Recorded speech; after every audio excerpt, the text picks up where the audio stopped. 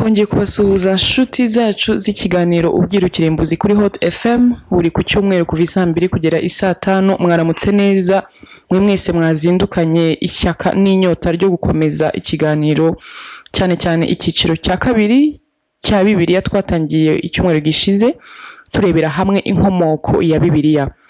Turabasuhuje rero mwebwe mwese aho muherereye mu bice byose bigize u Rwanda ndetse namwe muri hirya y'u Rwanda turabasuhuje cyane.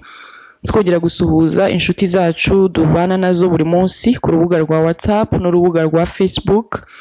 Nukuri turabakunda cyane ukuntu mukomeza kutwereka ko muri kumwe natwe. Kandi tunashima Imana ko ikomeje kudushoboza gukora kino kiganiro nubwo haba harimo imbogamizi nyinshi cyane, ariko Imana rwose ishimwe cyane ko iba yabidushoboje, cyane cyane ikaturindira n'umwigisha w'ikiganiro ubwirukirimbuzi ikakomeza kumushoboza uburyo akomeza guhishurirwa ububwiru bwahishwe benshi cyane.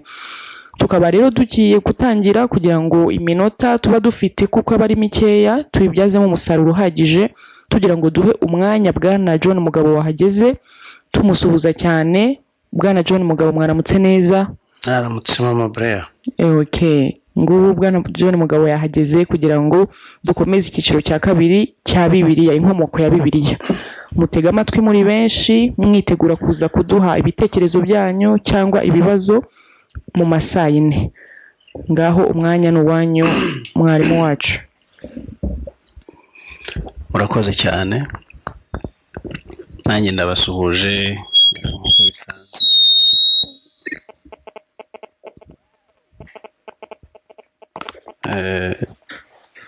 Ikiganiro ni ubwirukirimbuzi nyine nk'uko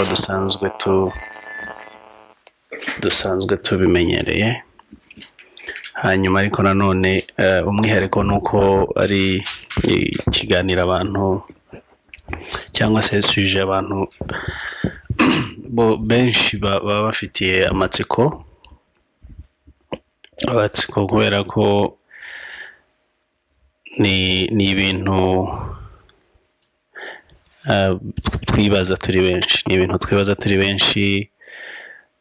Iyo bigenye bikagera kuri za Bibiliya, bikagera kuri Adamu, bikagera kwitunda nk'uko abantu banyandikira ubona ariyo nyota bafite.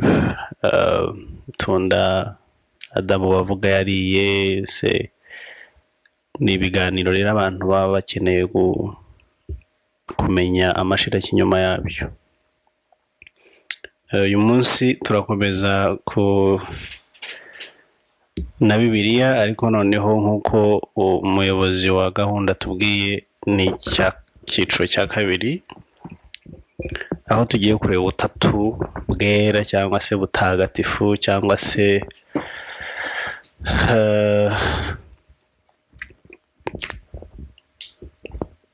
amayobera matagatifu. Byita amayobera matagatifu, ibintu bikayoberana ariko byayoberana bakabitagatifuza. Weza gute ibintu bidasobanutse, ibintu byera gute bidasobanutse?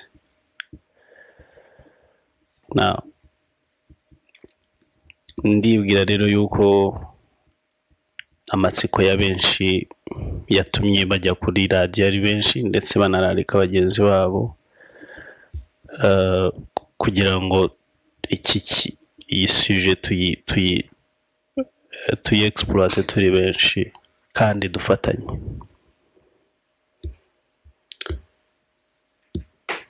Imizi y'ibyigisho turimo kureba iri muri Afrika, iri muri Kemet cyangwa se Misiri y'iki gihe cyangwa se Egiputa y'iki gihe. Ariko kuri nuko amateka ndetse n'ukuri kwa Egiputa kwarahinduwe. Egiputa irahindanywa, ariko noneho igitangaje nuko imbuto ihindanya kiriya gice ikomeza kororokera mu bwenge bwacu, mu bitekerezo byacu, twebwe ba nyiri umugabane. Dukunda gushaka impamvu zo kujustifia cyangwa se kwitwaza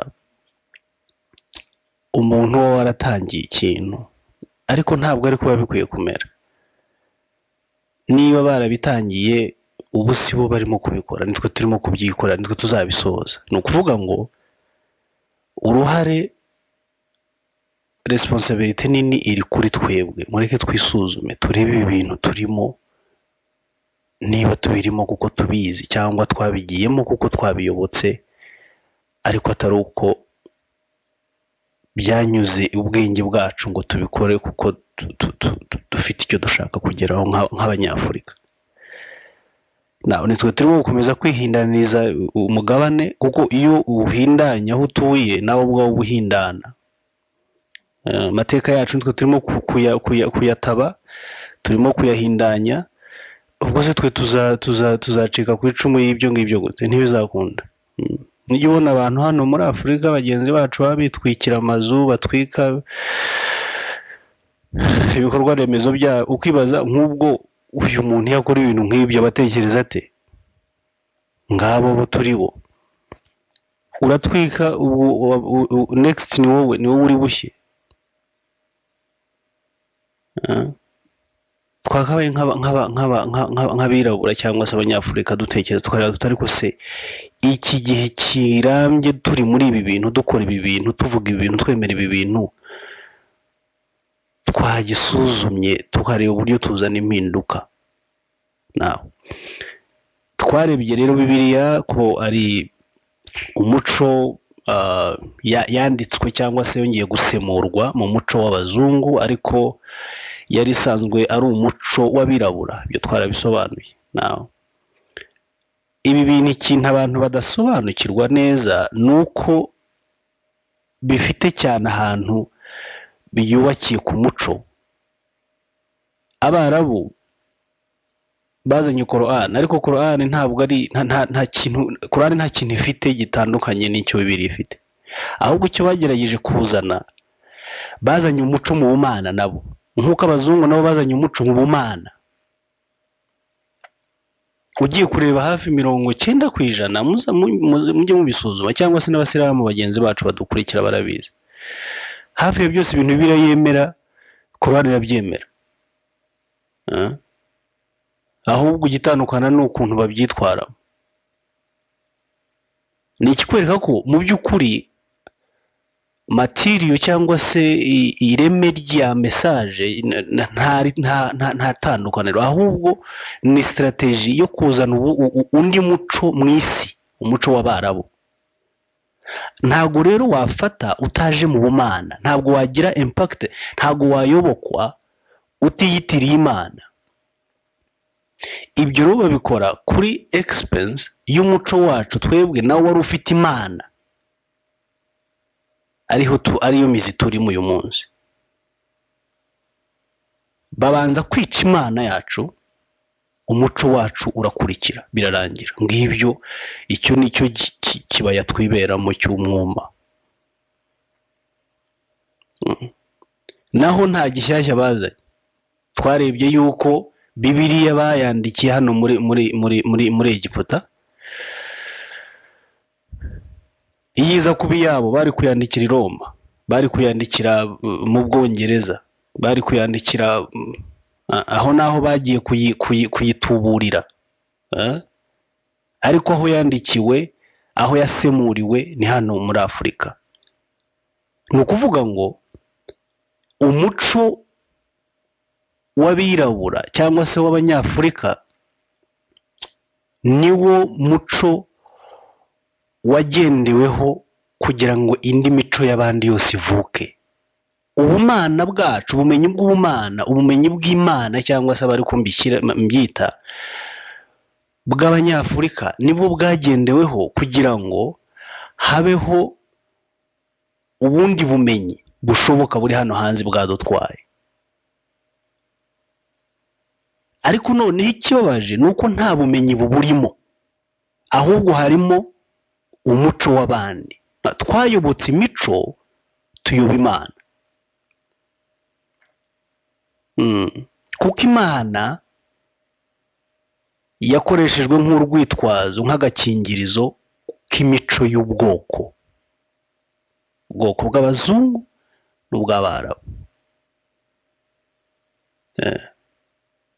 Niyo mpamvu nk'iyo wumva abantu ugabona abantu birabura turaha turimo kuburana ngo idini y'ukuri, ngo idini y'ukuri, ngo idini y'ukuri. Ubwo kandi ubwo ni hagati y'ubukirisitu n'ubusiramu. Kwibaza ubwo abantu tuvugisha ibihe bitekerezo, tuvugisha ubuhe bwenge. Ukabona abantu bahanishije impaka n'impaka ngo turi ku idini y'ukuri. Idini bavuga ntibayizi kuko ntibakomokamo, nyirayo niwe uyizi. Uravuga ibintu wayobotse, uvuga ibintu utazi.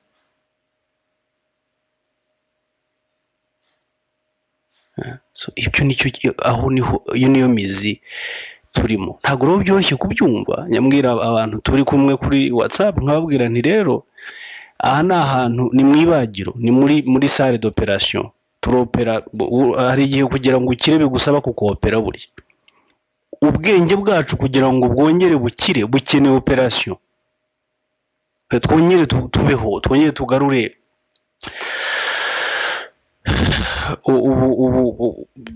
umwimerere. Dukeneye kubagwa, tugiye kwicara tukibaga, kandi biraryana, birababaza. Bimwe na rimwe birimo n'amaraso, abantu barava amaraso bitagaragara. So abazashobora kwihangana operation tuzakomezanya, ariko abatazanabishobora no kubyumva turabumva. Dukomeze.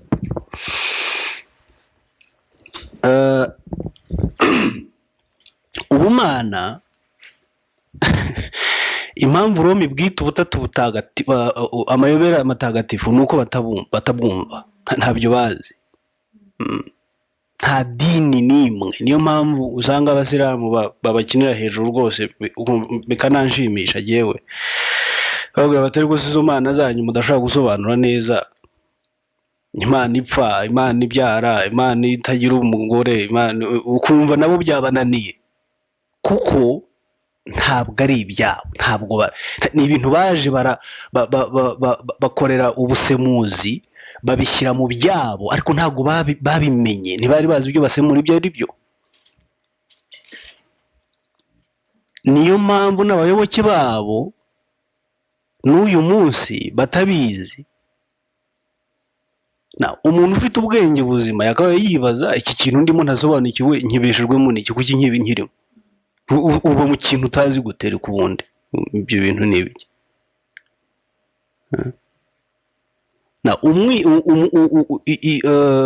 Inkomoko y'ubutatu butagatifu rero, cyangwa se Trinity, sinzi mu zindi ndimi murabizi, iri hano muri Egiputa, hano mu mateka iyobokamana y'umwirabura. Nitwe twabitangije, iyo myumvire cyangwa se iyo concept nitwe twayitangije. Abandi baza bayishyira mu byabo, bagerageza kubyiba nk'uko bakomeje kwiba n'ibindi. Byaturutse kuki? Ariko ibyo byacu uyu munsi tuzi ko ari ubushitani, ni imyuka mibi, ni ibintu byo kwa Luciferi.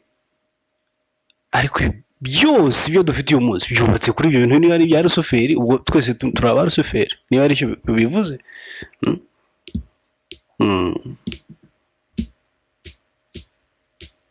Nizera rero yuko abantu mba narahaye ibitabo babishaka bakabisoma, na Bibiliya tuba twarakoresheje. Nibwira ko abantu rwose bagira igihe cyo kongera kubisubiramo, bakabiganira, bakanabiganiriza abandi, kuko ntacyo byaba bimaze guhora twicara hano tukavuga tugataha, ariko abantu nta batunguka. Imana, abanyegiputa rero bari bazi ko hari Imana itari bino bavuga ngo ni ibigirwamana. Abanyegiputa bemeraga Imana isumba byose, Imana iba mu ijuru, n'ab'ijuru bararyemera. Iyo mvuga abanyegiputa ndavuga abirabura, abirabura bari babizi kuva kera, natwe abanyarwanda abantu bavuga ngo ryangombe yaje ejo bundi, ntabwo ryangombe ari mu muco wacu muri ntuza, ni umuntu waje ku gihe cy'ubwami ngira ngo bwa Ruganzu, abandusha amateka neza barabizi, yaje aturutse i Bugande, ntabwo ari umunyarwanda ugiye kureba neza usanga atarakomokaga mu Rwanda. Ni ukuvuga ntabwo ryangombe ari mu muco remezo w'imyemerere y'abanyarwanda. Ni kwa kundi umuco nk'uko twavugaga ugenda ukura, ukagenda uzana ibintu, ugira ibyo ubyara, ni ikintu kibaho gifite ubuzima. Nawe uko umuntu ashobora gukora amakosa mu bukure bwe, ni nako n'umuco ushobora gukora amakosa mu bukure bwawo. Ariko umuco w'abirabura wemera Imana rurema, Imana rugira, Imana yo mu ijuru. Abirabura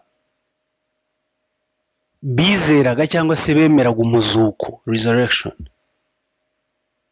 Twigeze kubikomozaho icyumweru cyashize tureba uburyo abami batapfaga kuri bo, baramamifayingaga bakabumisha nk'ikimenyetso cy'uko batapfuye, umwuka wabo uracyahari, arabyumva, ariko bakemera ko bagiye mu yindi si y'imimerere itandukanye n'iyo bari barimo, kuko hari Imana ebyiri muri ibyo birere. Urumva ukuntu bemeraga Imana mu buryo butangaje.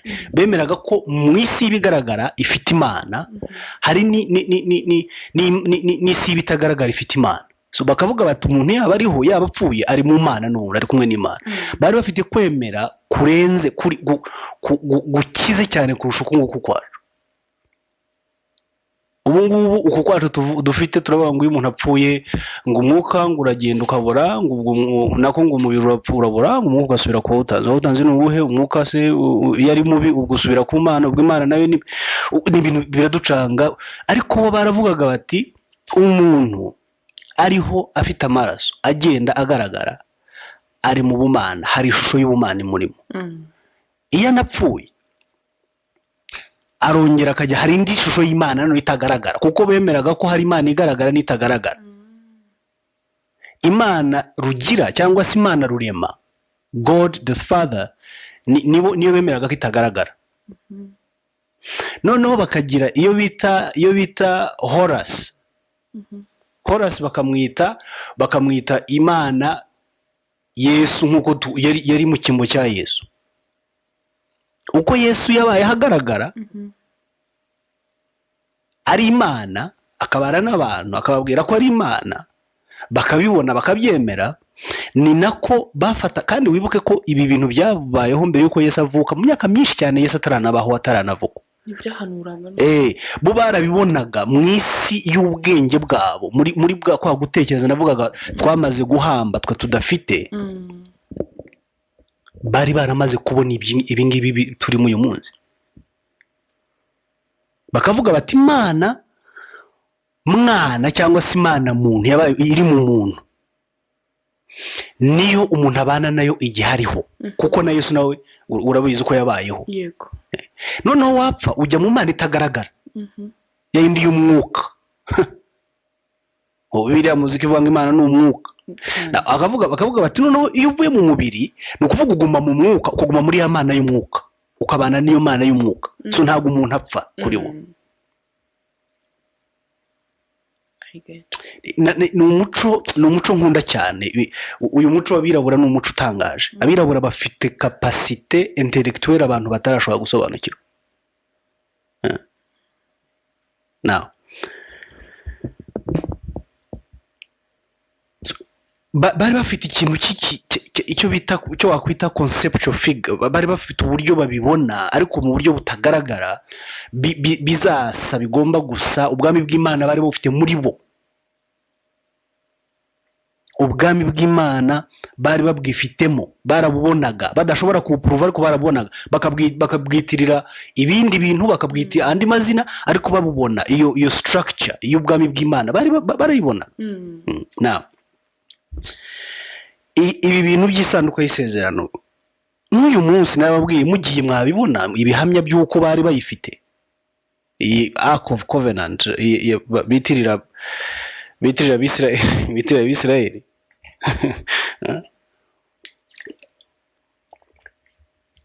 nababwiye ibya mena yuko amena si ijambo.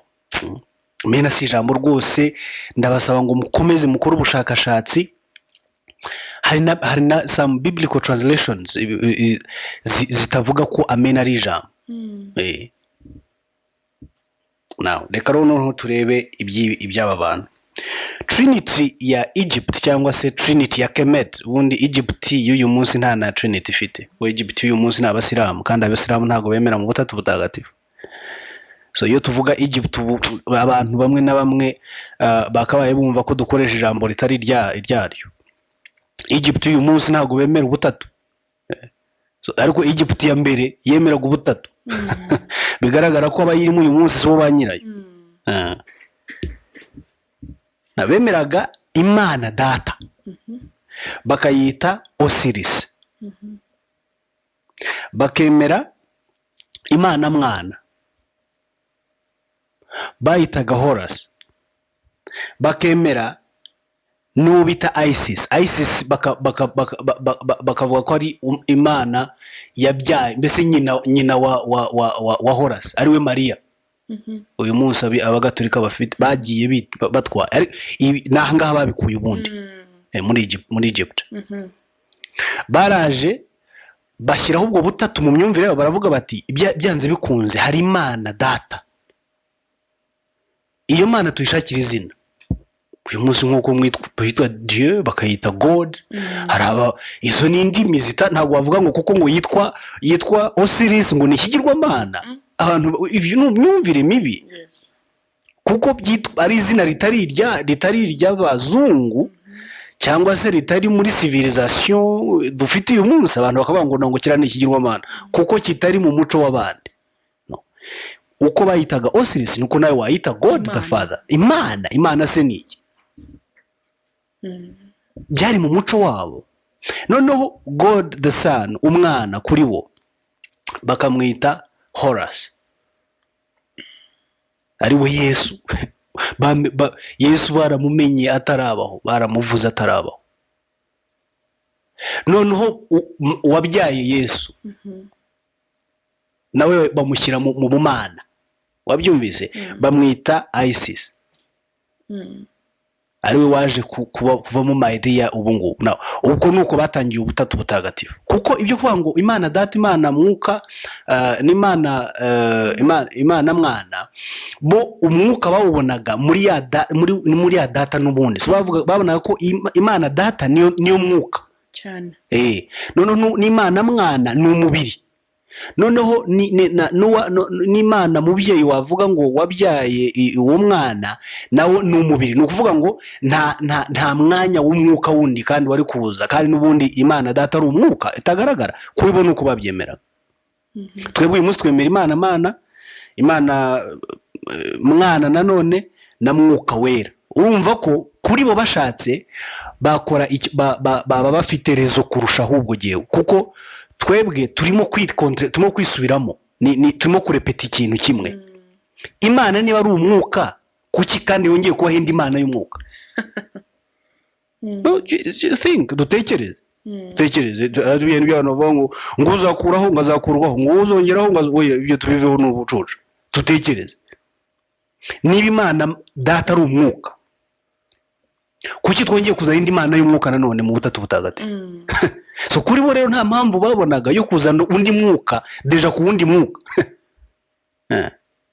Bakavuga bati hari Imana y'umwuka ariho Data wa twese, hari Imana y'umwana wayo, hari na Mariya cyangwa se n'uwabyaye umwana. So iyo niyo structure y'ubumana bari bafite muri icyo gihe. Now bemeraga yuko narabibabwiye, bemeraga ko Imana mu mubiri ari we Yesu waje kuba Yesu, n'Imana mu rupfu, byo wakwita mu rupfu, umuntu yavuye mu mubiri. Kuko buriya gupfa ni iki se?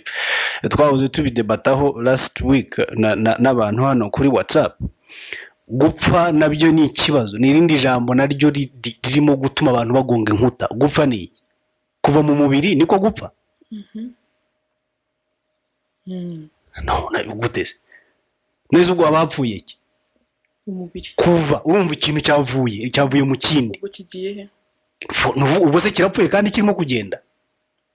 Ubu mvuze ngo mvuye muri iyi nzu ubwo mba mpfuye. Ari ibintu tuba dukeneye gutekereza nk'abantu, ntabwo dukeneye kwandikirwa, ariko tukavuga ngo yapfuye. Noneho ubwo umuntu ntabwo ari umwuka, umuntu ni amazuru n'umutwe ni iki, kandi ibyo ntibikora ubundi ntibitekereza. Ibyo ni twakabaye dutekereza. Rero bakavuga ati iyo umuntu avuye mu mubiri ajya mu isi y'Imana, ya yindi itagaragara, igengwa n'Imana itagaragara, ariko aba ariho. Niyo mpamvu bakomezaga batekereza ko ba farawo babo bagihari. Niyo mpamvu mu muco wacu w'abirabura natwe hano abanyarwanda twabaga twizeye ko abakurambere bacu bagihari batureba, bakabaterekera kuko bari bahari. Guterekera ibyo wenda tuzabifatira ikindi gihe, ariko guterekera abantu babyita ibishitani, ariko ntabwo mbibona jewe. Siko jewe mbibona, sinterekera mu nyumve neza. Nta nubwo nemera ko bikwiye kuba bigihari, kuko byari urugero, yari nivo y'imyumvire yari hasi muri icyo gihe. Ubu umuntu ugiterekera ni umuntu ugifite imyumvire yo hasi. Ariko nanone ubukure bw'umwana ntabwo wabufata ngo ubuhe Satani, ngo ubugire dayimoni, ngo kuko agitekereza ku rugero runaka rw'ubugufi, ngo uvuge ngo kuko areshya gutya mu bitekerezo ni uwa Satani. Oya, ni ugukura. Twarakuraga mu myumvire kuko bari bafite iyo conviction yuko umuntu adapfa, arahari, kandi yabaga yakoze nka uyu nari mvuze twatekeraga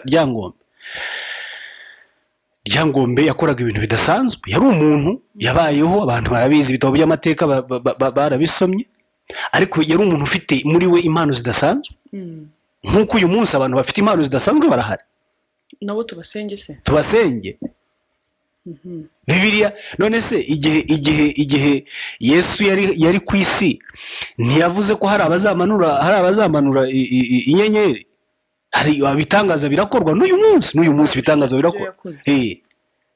None si ibyo ngibyo bituma abantu babimana?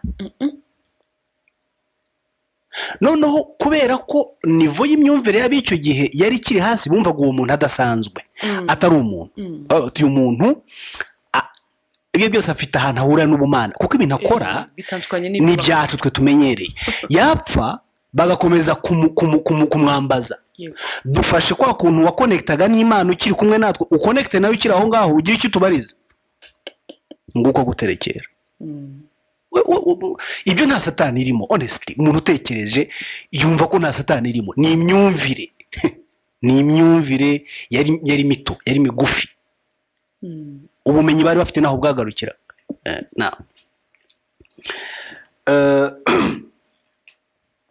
Horace, umwana cyangwa se umwana mu butatu bw'abakemete, bamwitaga ukuri. Wumve, muraza gusanga neza Yesu yaraje kubaho mu buhanuzi bw'aba bantu. Hari umuntu wambajije ubundi kuri WhatsApp ngo ariko se Yesu ikigaragaza ko ariho ngo yabayeho ni cyangwa bijya muri Israel amateka arahari. Ntabwo ari myth, ni ikintu umuntu wabayeho abana n'abantu, nk'umuntu wavutse afite ahavukira, amateka arahari. Now uwo Horace yitwaga ngo ni son of truth, niwe kuri, umwana w'ukuri, ni ukuri. Wibuke Yesu avuga ngo ni nzira y'ukuri n'ubugingo. Ni nzira, ntabwo yavuze ngo ndi y'ukuri, yavuze ni nzira nkaba n'ukuri. Urumva ko Horace yongeye kugaruka. This was kandi ahangaha ni imyaka myinshi cyane mbere yuko Yesu avuga. So iyo structure y'ubumana bari bayifite abirabura mu mutwe deje bayibona.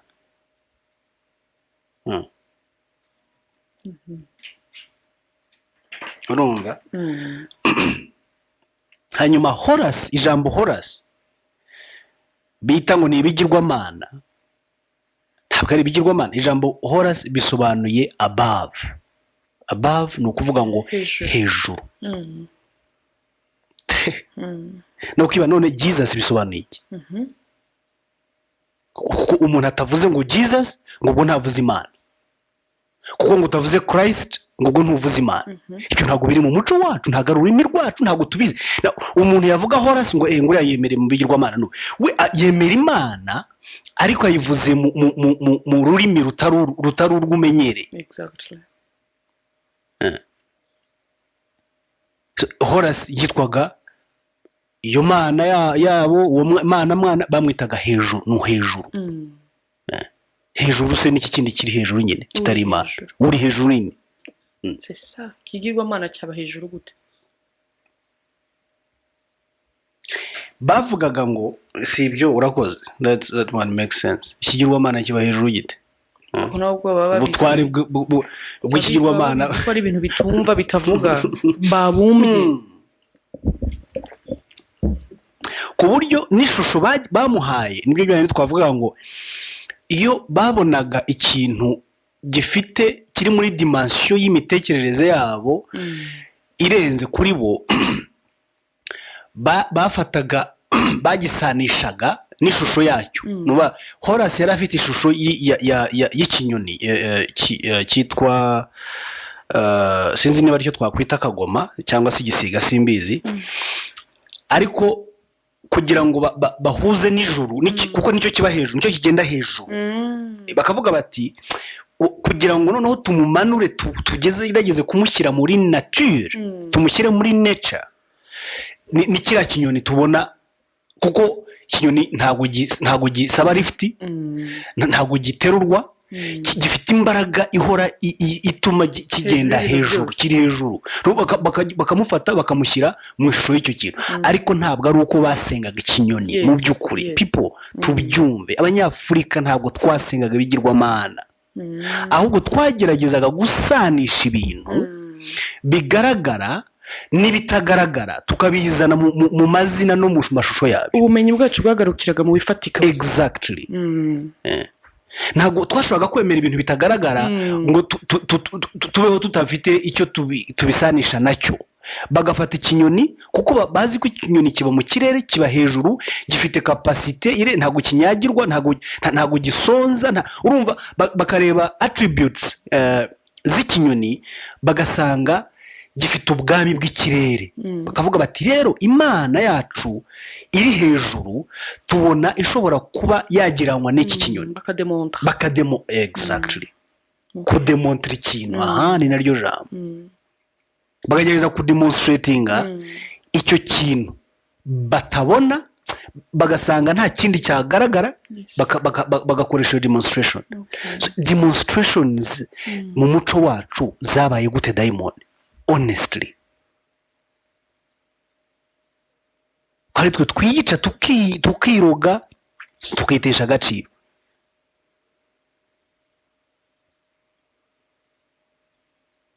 Ngo basengaga ibigirwamana, ngo basengaga ibinyoni, ngo basengaga ngo inka hari icyo yavugaga kuri bo. Ni demonstrations, biriya bintu byose byari demonstrations. Ni nk'uko umwana uyu munsi kugira asobanukirwe ugomba kumudemontrera ikintu, kukimushushanyiriza. Exactly. None se ubwo ngubwo abayemera muri ibyo bishushanyo, imyumvire yiba ari migufi naho yemerera. Reka dukomeze kuri Horus, Sun cyangwa se Yesu. Uyu mu Horus bemeraga ko he contained, muri we yaragizwe cyangwa se yari afite umucyo, yari umucyo, yari izuba, akaba n'ukuri. Ariko ntibashobora kubisobanura ibyo bintu, ntago noneho bakazana izuba kugira ngo bademontre ibyo bemera, bagasenga izuba. Umva, indi demonstration y'ibitagaragara babona. Na dusomere muri Malaki 4:2.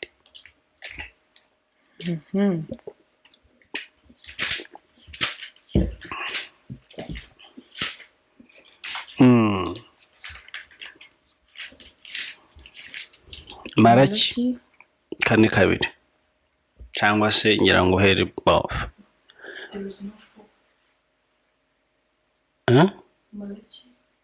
Hari gatatu hari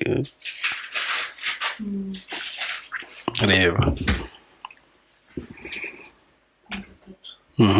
so gatatu kabiri turebe cyangwa se gatatu kane mu kimwe.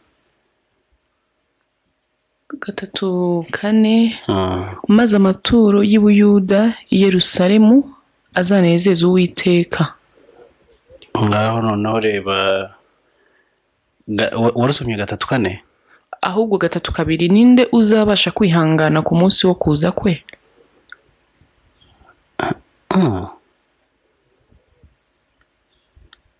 Reka ndebe muri Icyongereza hano ndebe Malaki, ariko mu Cyongereza Malaki irahari igice kimwe chapter 4. Hano ifite chapter 3 gusa. Malaki mu Kinyarwanda ni gatatu. Mu Cyongereza hano irafite abantu ngira ngo mudukurikiye mwabibona muri za Bibiliya zanyu. Icyongereza dufite Malaki chapter 4 verse 2 haravuga ngo uraza gusemura se mu Kinyarwanda. Gerageza twumve. Ngo but the son of righteousness numva ko bisubiye kwa Horace hano hasi. Horace baravuga ngo yari muri we yari contains truth, yari ukuri cyase gukiranuka na light cyangwa sun. Baravuga ngo the son, but for you who revere my name, the Son of Righteousness will raise with healing in its rays, and you will go out and frolic like well-fed calves. Mu Kinyarwanda ni ukuvuga ngo ndatangaye kuba nk'ibyo byose nyine nibyo byose twavugaga byiza Bibiliya abantu baba birwa biziringamo. Ntayirimo pe. Mu Gifaransa nta gashakisha. Ariko mu gihe ashakisha turimo icyo point ntabwo ari ukureba ibyo twarabiranye, ntabwo ari ukureba imirongo itari muri Bibiliya n'irimo n'iyahindwa, ibyo twarabibonye. Ni ukureba uburyo aba banyakemet abirabura bari bafite ishusho ya Kristo mbere y'uko abaho, bakamubona mu ishusho y'ukuri no gukiranuka, bakamubona mu ishusho y'umucyo light.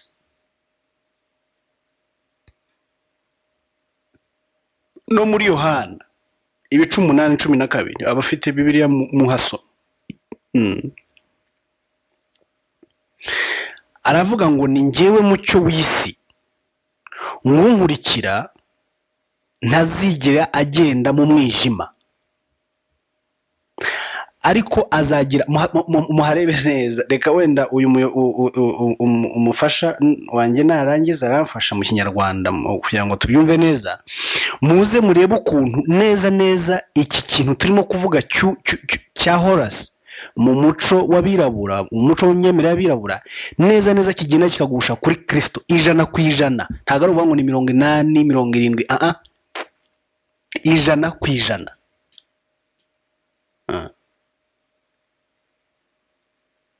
Ni muri Yohana ibice 8:12. Wahabuze mu Gifaransa? Ndabona hariho haraza. Ntacyo wasoma mu Kinyarwanda mu gihe harimo kuguza.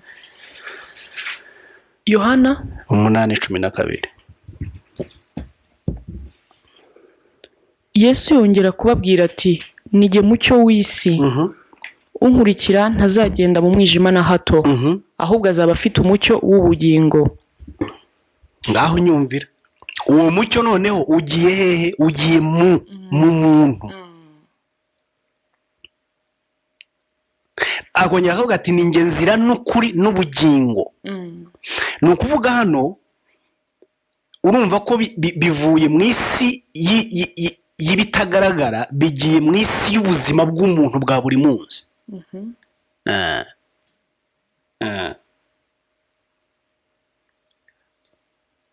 Nagira ngo mbahe urugero nyine rw'imyemerere ya kera. Harunyandikiye ngo ni muri Malaki 3:20 hadusomere. Good. Arakoze.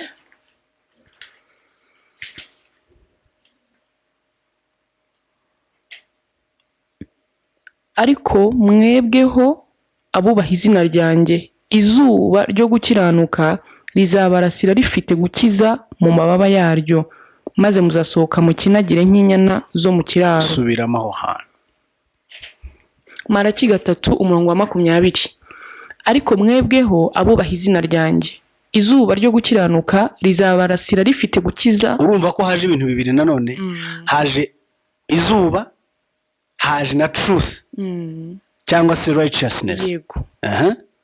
Rizarabarasira rifite gukiza mu mababa yaryo. Amababa. Cyagisiga kiragarutse. Wabyumvise ukuntu bano birabura. Jewe no. Mwanyita uko mushaka, ni uburenganzira bwanyu, ariko ukuri ntago muzaguhindura. None se Yesu afite amababa ate noneho? Niba abirabura twe twasengaga ibigirwamana by'inyoni, kuki hajemo amababa hano? Bavugiraga mu marenga akazi.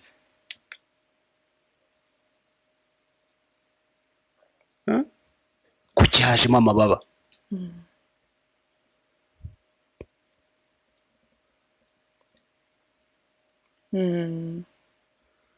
Na français ni kimwe. Ntabwo cyari kigirwamana. Bo ubwo bahitaga babishyira mu myumvire yabo, bakavuga bati n'ubundi ni cya gisiga, ikinyoni nicyo kigira amababa, nta muntu ugira amababa. Wabigira umumarayika, wabigira ibyo ni ibintu nabyo ni ya evolution yagiye itera imbere y'imitekerereze n'ubumenyi, ariko mbere aho bari naho bagarukiraga, nuko babonaga cyane. Okay. Bo bakemera yuko Satani, iyo bita ngibi Satani, bakavuga ngo Satani ni umuntu bitaga Seti kuri bo.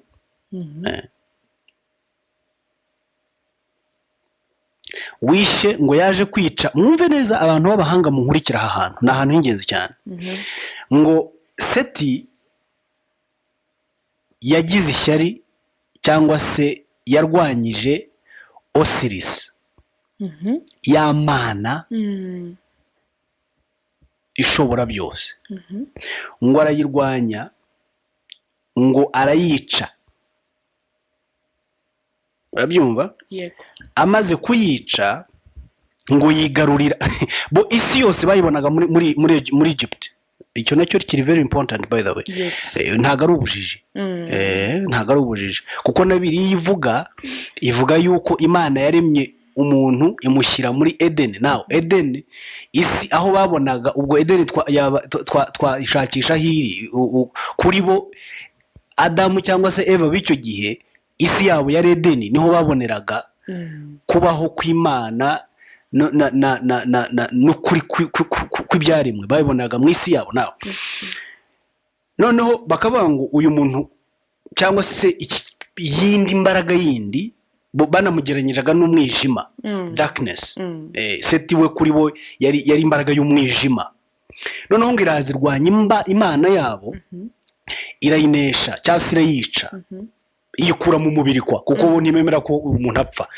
Ivuye mu mubiri ngo uwo mwijima ugereranywa na Seti yigarurira igice cyo buriya Egypt ifite lower na upper Egypt. Mbere niko yarimo ibice bibiri. Now ngo afata icyo bita upper Egypt, yigarurira igice kimwe cy'isi icyo gihe, mbese amajyaruguru, Egypt ya ruguru. Yego.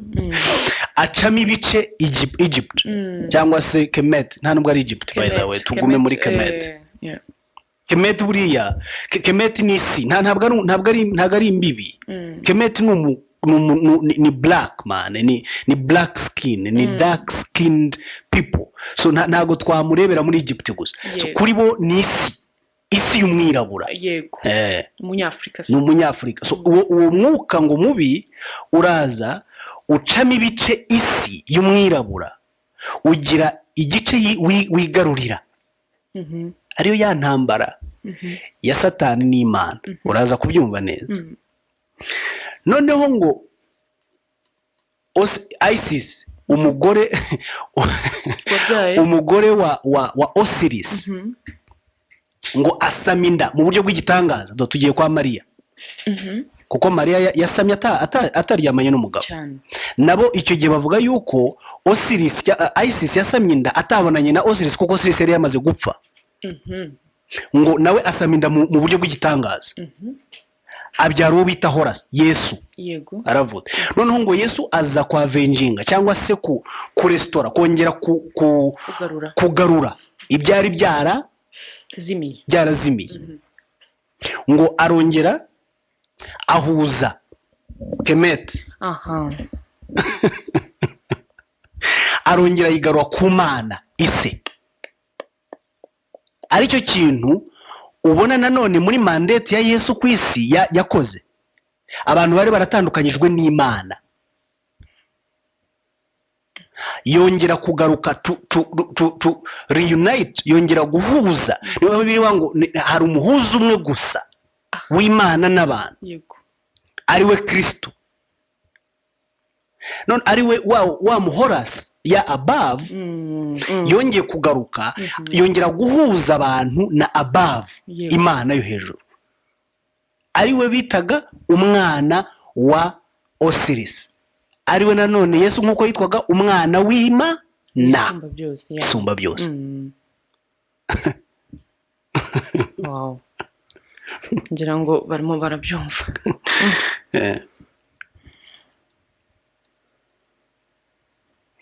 Uwo ni Yesu mu buryo bugaragara. Naho hari ibitabo n'ubundi turi buganireho, turacyakomeza ariko nk'umuntu ushaka, kuko ntabwo mba mfite amasaha make cyane sinajya mu bitabo ngo ngende nsoma, ariko nabaha n'ubundi za references mushobora kugenda mushakiraho amateka cyangwa se inzandiko za Kemet cyangwa se literature ya Kemet abantu bayanditseho, nubwo twebwe twayihishwe ariko hari abayanditseho. Hari umugabo witwa cyangwa se baba bafite amazina yabo bari maremare, so bakagenda bakora abbreviations. Ni EAW, ni EAW. Badge, itwa Badge. Badge ni BUDGE, Badge. Okay. Ni umwanditsi ukomeye cyane. Ni umugabo w'umuhanga. Yaranditse aravuga ngo yanditse ni article yitwa Ancient Egypt and Afterlife. Yanditse article kuri icyo kintu ngo Egypt cyangwa se Ancien Egypte n'ubuzima nyuma y'urupfu. La vie après la mort. Yaravuze ngo, ngiye kubivuga mu Cyongereza, ngo Osiris was called Lord of Lords. Wow. And King of Kings. Wow. Ngo Osiris was a god who suffered and died, rose again, and reigned eternally in heaven. Wow. Egyptians believed they would inherit eternal life. And remember, this was before. Mwibuke ko ahangaha yari imbere ya Kristo. Utimo kuvuga imyemerere y'abantu mbere yuko Kristo aba introduced anywhere in the world. Just as he did, just as he had done one day. Nukuvuga ngo kuri we ubu bumana dufite uyu munsi neza 100%. Arimo kuvuga yuko abanyegiputa ba kera, iyo tuvuga abanyegiputa ba kera ngo turi mu ba Kemet kuko ntabwo yari Egiputa, bari babufite 100% neza. Uko tubwemera niko babwemeraga 100%. Ahubwo iyo batabwemera gutyo ntabwo twari kubigira. Niho twabyaturutse. Si inyandiko ntabwo ari urimo kubyandika. Hari undi witwa Plitak Moraria. Uyu n'umugiriki we. ni umugiriki ni umuzungu kabisa, ni Greek scholar. Uwo baji we ni umuki? Ni umwongereza. Plutarch Moralis yanditse igitabo cyitwa ngo ni Isis and Osiris. Hari abantu bavugisha ukuri bavuga ati ibi bintu twabikuye muri Egypt, ibintu byacu dufite n'ibyo muri Egypt. So we asobanura, we afite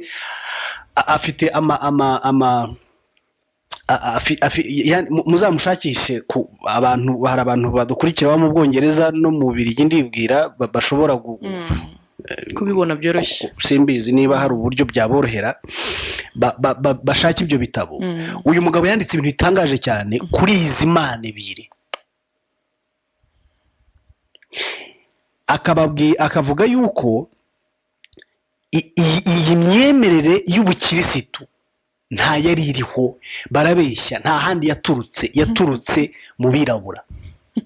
Agasobanura imana zabo, noneho ugasanga ni ya mana twemera yo muri church z'uyu munsi, kandi kera nta church bari bafite. Wumva ukuntu uko imyaka igenda yigira imbere, turagenda tuva ku mwimerere w'imisengere n'imyemerere, dushyirwa ahandi tutazi, turi mu munyenga w'ikinya cy'ubugori.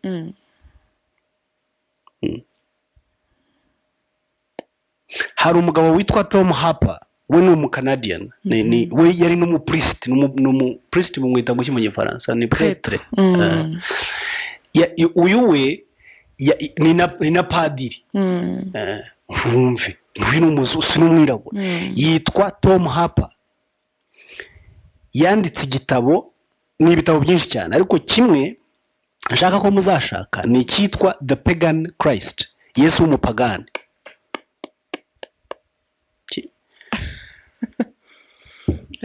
Arimo kwerekana uburyo Yesu w'umukirisitu ari pirate wa Yesu w'umupagani, kuko ubupagani bavuga ko ari ubunyafurika. Ni twebwe abapagani, ni imana z'abapagani. Agasobanura yuko Yesu nyakuri ari Yesu w'umupagani. Yesu w'umukirisitu dufite uyu munsi yaturutse kwa Yesu w'umupagani. Muzashaka icyo gitabo. Yes, this is a priest, he is a bishop.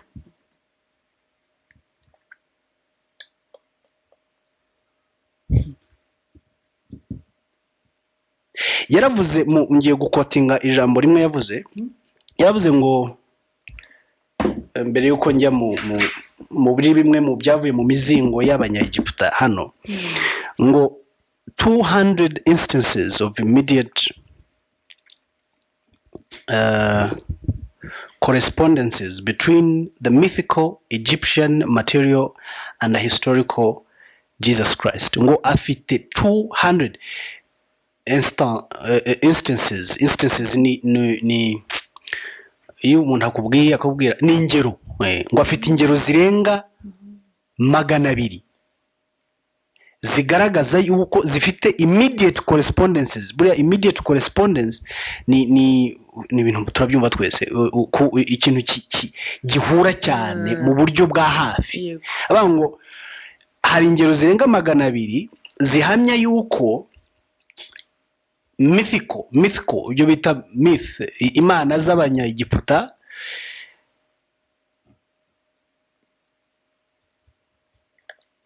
n'uwo bita Yesu Kristo w'uyu munsi mu mateka cyari ikintu kimwe. We ngo afite he has done that research. Barabyumva. Ubwo mbere ko tuza kugera ku itunda niryo turi busorezeho. Turabanza, ndashaka nkomeze ninje neza muri ubu butatu. Ubu butatu bw'ubumana. Now hari mfite hano incamake y'amagambo cyangwa se y'inyandiko z'ibitabo bya ancient Egyptian literature bivuga kuri ubu butatu ibyo twita ubutatu. Ubushize nabahaye igitabo umudamu cyanditswe n'umugore witwa Barbara Walker. abakibonye ko ntanajyana namenya abakibonye ngo tunaganire ubwo andasipoza ko mwakibonye ariko muri cyo harimo amagambo ngiye gusoma. Aravuga ngo of all savior gods worshipped at the beginning of the Christian era, Osiris may have contributed more details to the evolving Christ figure than any other. Aravuga ngo mu bumana bwose cyangwa se mu iyobokamana ryose ryabayeho ryaba ryarifashishijwe mu kumenya Imana, mu kumenya Kristo, ngo Osiris uyu Yesu w'abirabura, yego nako Imana y'abirabura, Osiris ni Yesu, ariko Osiris Yesu ni Horus, Osiris ni Imana data. Ngo iyi Mana y'abirabura ngo ya contributinze byinshi cyane mu kugera aho Kristo abaho mu bumenyi bw'uyu munsi. Ni ukuvuga ngo kubaho kwa Yesu gukomoka mu kubaho kwa Osiris wa Egiputa.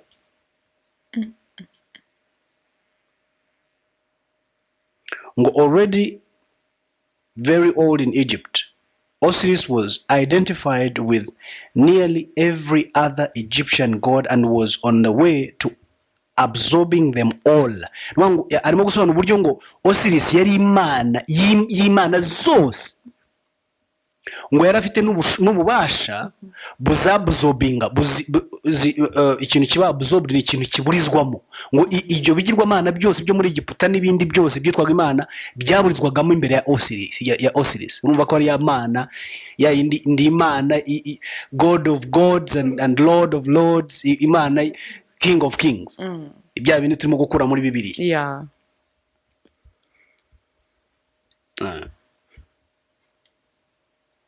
He had well over 2,000 divine names. He was called Lord of Lords, King of Kings, God of Gods. He was the resurrection and the life, the God shepherd, the God who made men and women to be born again.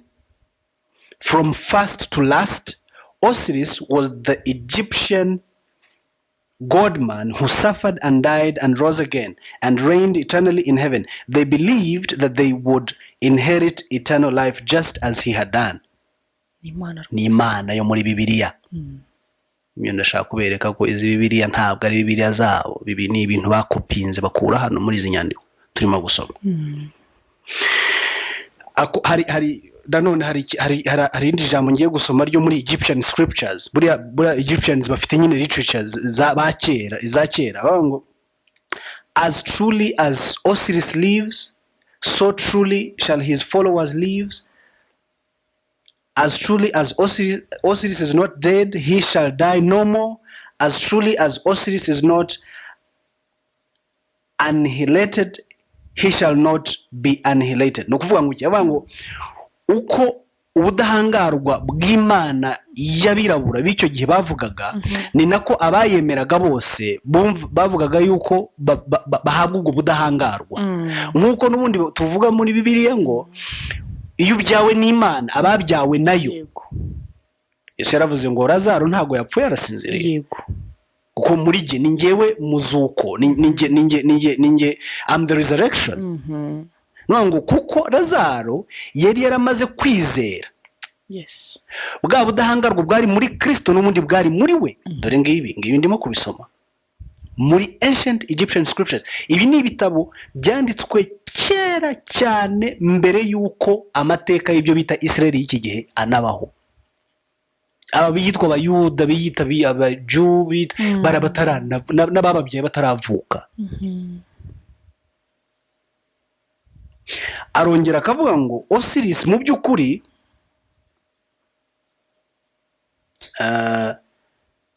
ingero ni nyinshi cyane.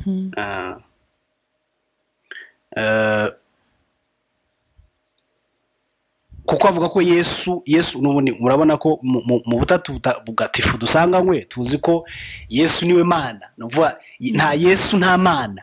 Yesu ni ishusho y'Imana yaje mu mubiri, siko tubizi ibana natwe. N'abangabo niko bavuga ko rero Horus ari ishusho ya Osiris yaje mu mubiri nyuma y'uko Osiris ajya mu buryo buhoraho mu mwuka. Aravuga ati as truly certainly Osiris was a prototype Jesus, yari Yesu uzaza. His flesh was eaten in the form of communion cakes of wheat, the plant of truth. Osiris was truth, and those who ate him became truth. Niko bizeraga. Wow. Ibi bintu by'ifunguro ryera. Abakemet bakera birabura bemeraga yuko umubiri we uri muri cakes of wheat, noneho bakagerageza kurya mu buryo bw'imyumvire yabo, bagafata izo cakes of wheat. Wheat ni ingano. Bagakora imigati yo mu ngano bakayirya, bakavuga bati turimo kurya wa mubiri wa Osiris, wa wundi Osiris yapfuye kugira ngo natwe tubewe. Nk'uko uyu munsi umubiri wa Kristo mu bakatolika tuwurya, sibyo muhora murya se, tukumva ngo ni umubiri wa Kristo nyine. So uko babijyango baravuga bizeraga ko each of them would become another Osiris.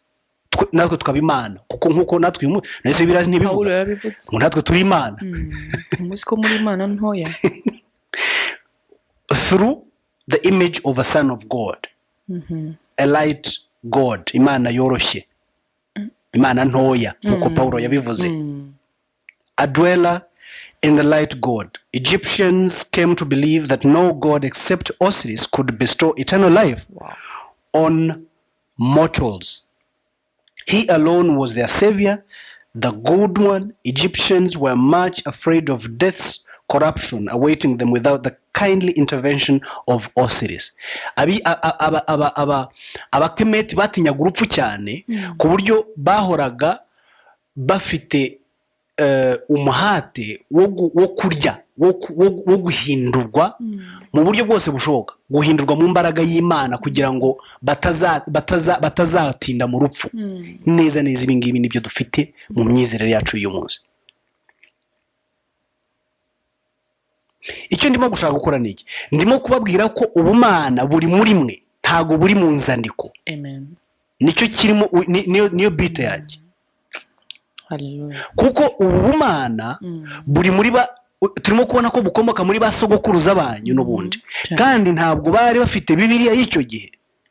Ibi ngibi turimo gusoma ni ibintu byandikwaga ku kuntu bari babayeho, ariko si ibyo bagenderagaho kugira ngo babeho.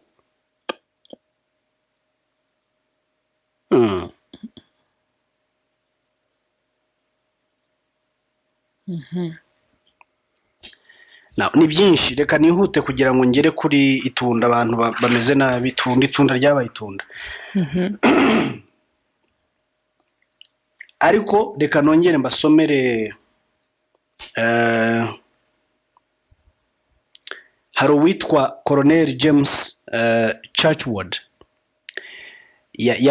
yanditse kuri ibi bintu, avuga mu magambo ye bwite, aravuga ngo the teachings of Osiris and Jesus are wonderfully alike. N'abantu barafashe umwanya wabo biga ibi bintu turimo bakora ubushakashatsi. Are wonderfully alike. Ngo inyigisho za Osiris n'iza Yesu 100% ni kimwe. Many passages are identically the same, word for word. Osiris was also the god of the vine, a great traveling teacher. Urabyumva? Yego. He mwibwe ko abantu ntagarabirabura nibura ngo uvuge ngo barimo kuvuga ibintu babeshya, barimo kwivuga aba nabazungu bavuga ku muco w'abakemet wabirabura. Who civilized the world? Osiris uyu nguyu.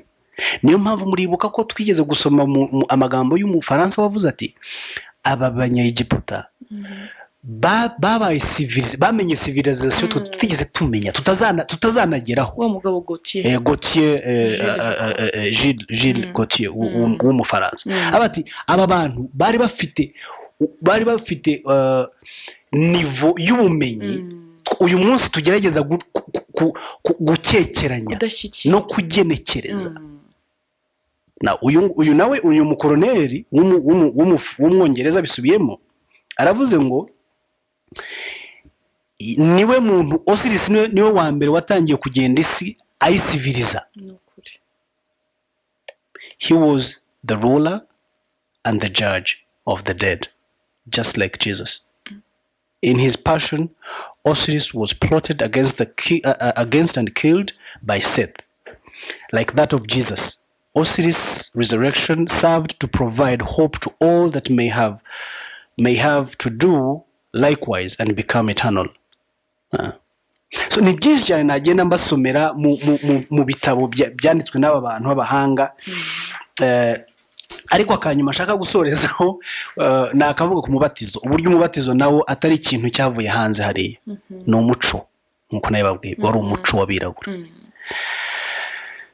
Muri ibi bitabo aravuga ngo at least imyaka nibura 2500 2500 years before John baptized believers in the Jordan River, ancient Egyptians baptized believers in the Nile. Mbere y'imyaka 2500 mbere yuko Yohana Umubatiza atangira kubatiza abantu mu mazi menshi, Abaekemeti babatizaga abantu muri Nile. Or in burial chambers. In both cases, the purpose of baptism was to cleanse and rejuvenate individuals, whether alive or dead, into a new state of eternal blessedness. Now, reka ngerageze gusiganwa n'amasaha ngiye kugera ku mwanya wanyu, mbaha umwanya wanyu, ariko reka tuvugeho gatoya kwitunda, tuzarikomerezaho ubutaha n'ubundi, kuko ikiganiro gifite dusigaje ibiganiro bibiri kugira ngo turangize.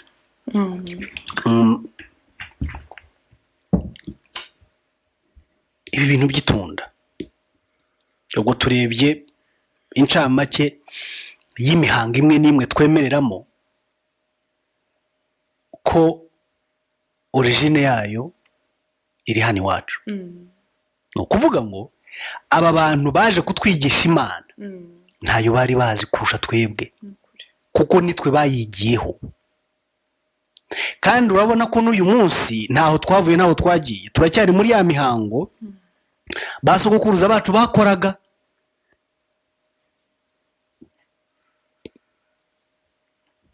Iri tunda rero narababwiye muzafate trip, mugende tujye Egypt kabisa, ntacyo byatwara. Ngiye kuzabipanga rwose. Abazashaka nuko abandi bajya bapanga kujya muri Israel. Israel bakajya mu mazi, ngo bakajya mu mva, ngo bakajya he, ngo ntago mbasezerana ko harimo umugisha muzaza mwasubijwe. Ni abantu bashaka kumenya. Take a trip to Egypt. Kabisa ibi muzabibona byanditse ku mabuye. Yego. Egypt nababwiye iriya pyramid, muri zira pyramid zo kwa eshatu, iriya pyramid yitwa Kufu ifite ububiko bw'ibyo bita ngo ni books in stones, ibitabo mu mabuye. Aho niho uzasanga noneho ano mateka y'ibi bintu ngo bya matunda, ngo by'inkuge, ngo by'ibiki byose, ibintu byari biho ni umuco w'Abakemet, ni umuco w'imyemerere yabo. Iyi tunda rero ntabwo itunda ryabayeho mu buryo buri physical. No, turaje dukoresha ibitabo. Kuvuga ngo uragiye ngo uciye ngo itunda ngo uraririye, no, ntabwo ari ibintu bya apples cyangwa se imibembe cyangwa ibiki. Oya. Muri Egypt hari imyemerere babaga bafite, nababwiraga buri kirere niba ari ikirere cy'ubwenge cyabaga gifite imana yacyo bumvaga ko gifite ukiyobora noneho bakamwita imana yacyo. Niba ari intambara, niba ari amapfa cyangwa se uburumbuke, niba bumva imyumvire yabo ntabwo yabahaga yuko ibyo bintu byose bishobora kuba bitangwa n'ikintu kimwe. Bo bagiraga uwo babishyira imana yabyo, bumva ko ikwiye kuba ibifite demonstra. Nibyo twavuga, bagiraga uburyo bademonstra izina somewhere rigomba kurepresenta icyo cyiciro cy'ubuzima bw'abantu.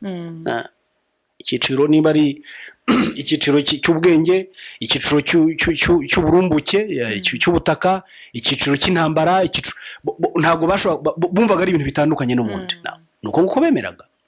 Mu bwenge, muri domene y'ubwenge bari bahafite demonstration y'umugore. Buriya abagore, niyo mpamvu ngiye mbwira abantu ibintu byo kuvuga ngo women emancipation, ngo buringanire, twaringaniye kuva umuco wacu uha agaciro umugore 100%. Mbese nta gashya bazanye, ibintu byahoze. Ibi mu bisuzume neza. Niyo mpamvu dukwiye kubijyanamo umuco wacu, nibwo bizatugirira akamaro. Amateka y'umuco w'abirabura, abirabura twebwe duha agaciro umugore, ni ibyacu. Twarabisomye last time, twarabireba. Na ubu bwenge bwari bufite domene y'umugore kuri bo, kuko bumva kandi koko iyo ugiye kugeranya usanga umugore muzima ariko atari umugore watwawe n'umuhengeri w'isi. Isi buri ifite amazi atemba cyane. Uzarebe capacité intellectuelle y'abagore n'abagabo ubishyire ku munzani, tutagiye kubeshyana no kugira gute, ntabwo bihura. Uzare umwana w'umukobwa yakura mu mikurire ye, imitekerereze ye n'imitekerereze y'umwana w'umuhungu. Muri nature, tujye muri nature, bo bakoreshaga nature gusa, bakoraga ibintu bashingiye kuri nature, bashingiye ku byaremwe. Now naturally umwana w'umukobwa akurana ubwenge cyangwa se ubuhanga, abakerebutse kurusha umuhungu. Iyo ni nature. Nababwiye ko bo imyemerere yabo yabaga iri kuri nature, bayishyiraga muri nature. Noneho bitavuze ngo umuhungu we yadambu turi ibicucu ya naturellement, hari ubushobozi dufite nubwo tudafite. Niyo mpamvu dukeneye ubwuzuzanye, niyo mpamvu dukeneye kubana. Abantu barongora bakagira ngo kurongora umwe ntibikwiye kubaho kugira ngo kubera gushaka kubyara, ubeho kugira ngo urusheho no kwaguka. Hari ibyo ushoboye umugore adashoboye, hari ugutekereza udashobora kugira. Murabizi abagabo twe kwiyemera turiyizi. Umugore afite ubushobozi butekereza vuba kandi ibintu byinshi icyarimwe. Umugabo ni one at a time, niko tumeze. Ubanza gufata kimwe ukabanza ukagitindaho, warangiza ukafata ikindi. Niko tumeze, tubikora neza. Simbizi ibyo ni matter of debate, ariko umugore hari ubushobozi mu mutwe we buri advanced mu buryo bugaragara kubw'umugabo. Noneho bafata icyo cyiciro bagiha umugore, bamwita seshat. Mbese bamuhaye ministeri y'ubwenge. Nibyo mbese muri make ni ministeri y'ubwenge. Uwo museshati niwe wabanzaga, muzakora ubushakashatsi, niwe iyo ministeri ye niyo irimo science, niyo irimo physique, niyo irimo chimie, niyo nkomoko y'ibyo byose. Chemistry ni ijambo rikomoka muri kemet. Yes, ni ibintu bya hano iwacu byavaga muri iyo ministeri y'uwo mugore. Ariko si umugore nk'ikigirwamana, ahubwo ni umugore nk'icyaremwe. Mubyumve neza, ni nature, ni umugore muri nature. Ntabwo ari umugore mu gishushanyo cyabajwe, kuko igishushanyo ntikivuga. Ntabwo bari babiyobewe kitavuga kidakora. Tubyumve, duha agaciro abagore bacu atari uko tubibwirijwe, ahubwo ari uko twabimenye mbere yuko babimenya. Ntabwo twakoye twigishwa ngo non violence, ngo polisi haguruke, ngo usanga abantu ngo turimo kuvura abagore, turimo kubakubita. Nuko twamaze kuba ntituri inyoni ntituri imbwa ntituri inka twavuye mu mwimerere ntidushobora kuba abazungu twavuye iwacu nidusubira iwacu biraza kutworohera umuco wacu hagacira abagore kuri uru rwego niba siyanse yarahawe seshatu niba matematike yarahawe seshatu ubwo se urambwira ko umugore ari iki mu mateka y'umwirabura sesa arahambaye cyane iyo abantu bavuga ngo goddess ngo god abazungu iyo uri mwiza cyane bakwita goddess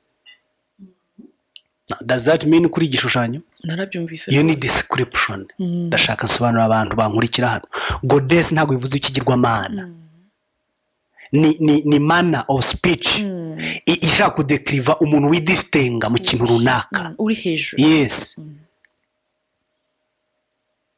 umugabo Sara Bibiliya ivuga ko yitaga umugabo we umutware we yego Pawulo avuga ngo nkuko imana y'umugabo Kristo ariyo mana y'umugabo ni nako umugabo ari imana ku mugore yego cyane rwose ubwo tuvuze ngo yatugize imana z'ibigirwamana people advance mutekereze muve mu bugoryi bw'imyemerere mujye mu gutekereza noneho uyu museshete niwe wari ufite domaine cyangwa se ministeri nk'uko wabyise yo kumenya n'ubwenge n'ubuhanga wisdom yari goddess of wisdom knowledge and writings. She was regarded as the source or the giver of wisdom. Aribyo tree of wisdom. Okay. Igiti bisobanuye giver, source.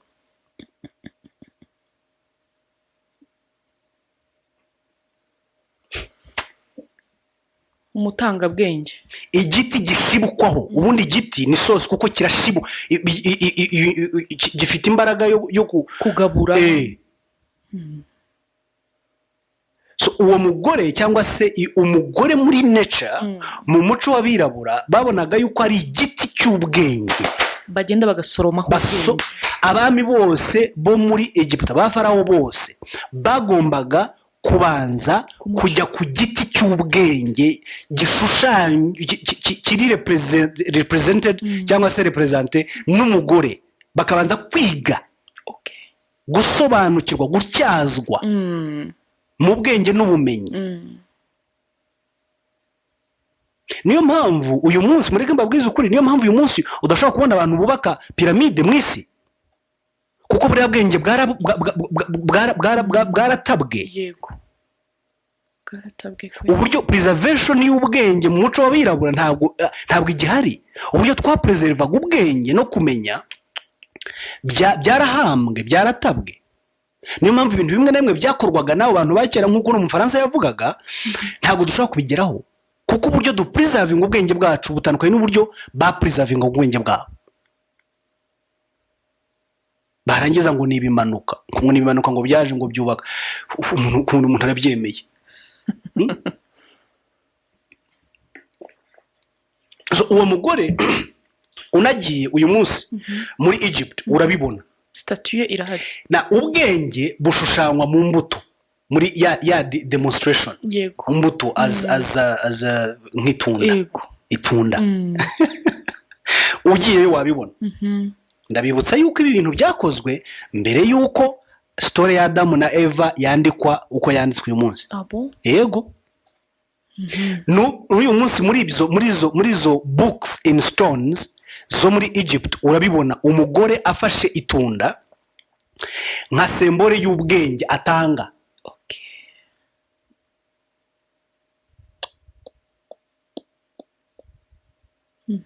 Noneho abami bose n'abatware bose bagombaga kurya kuri iryo tunda ry'ubwenge. Niyo mpamvu Bibiliya ikita ngo ni tree of knowledge.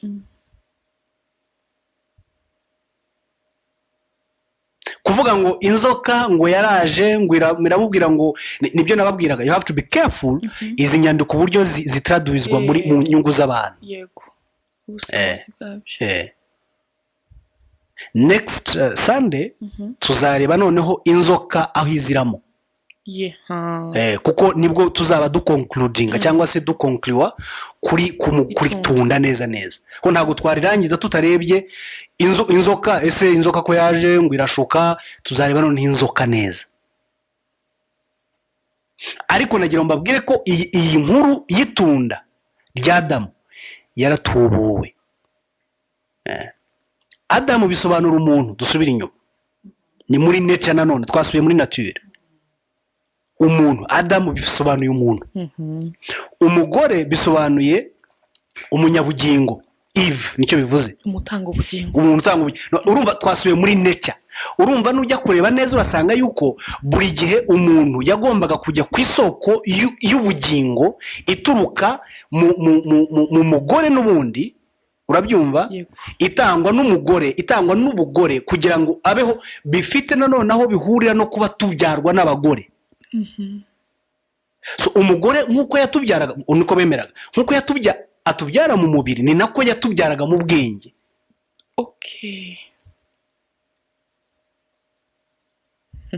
Ako gaciro ng'umugore mu mateka y'abirabura. Jye mureke kumbwira ngo tuzahabwa abagore bacu bazagira agaciro kuko twagiye muri church. No please, oya. Abagore bacu bazahabwa agaciro kuko twagiye mu muco wacu. Niko mbyemera. Kuko iyo church tujyamo ni inyandiko zagiye zikurwa mu muco wacu twemera, rimwe na rimwe zidashobora no gusobanura ibyo twemeraga, zidashobora no kubona ibyo twabonaga ubwo twemeraga ibyo twemeraga.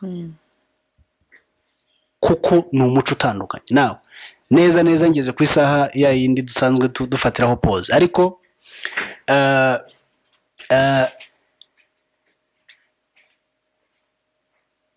ukuri namwe ubwanyu mwarebesha amaso mukakubona, nuko hari byinshi byavuzwe mu buryo bw'ituburwa, byanditswe bikomoka muri izi nzandiko z'aba bantu, muri aya mateka n'umuco wabo, dukeneye kwinjirana mu bwenge tukabisuzuma, kuko hari epreuve nyinshi cyane. None uyu mugore kuko yashibukwagaho ubwenge, yabonwaga nk'isoko yo kumenya, nk'isoko yo kuvuka mu kubaho k'ubwenge n'ubuhanga, yahoraga buri gihe arepresent igiti cy'ubwenge. Niyo mpamvu hari muri bira mubona ngo niwe wahaye ngo Adamu ngo itunda. Umva, muri izi bira dufite, kuki inzoka satariyo yahaye Adamu? Kuki mutabyibaza? Nubundi byagomba ni hahandi turimo kubona yuko niwe buri gihe watangaga itunda ku mugabo cyangwa se ku mwami wese wazaga gutwara ubwami, umutware wese wazaga gutwara, kandi bose babaga abenshi, nubwo harimo mu muco w'abakemete harimo n'abatware b'abagore, ariko abami benshi babaga ari igitsina gabo. Niyo mpamvu muri iyi Bibiliya murimo gusoma, izi Bibiliya murimo gusoma, kuko nabonye ari nyinshi zirarenga imibare myinshi, bavuga yuko ari umugore wahaye Adamu itunda. N'ubundi mu muco w'ababirabura umugore niwe wahaga umuntu itunda ry'ubwenge.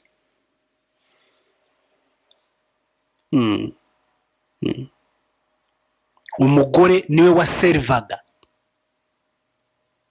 umutware, umwami, umuntu wese ugiye muri position administrative.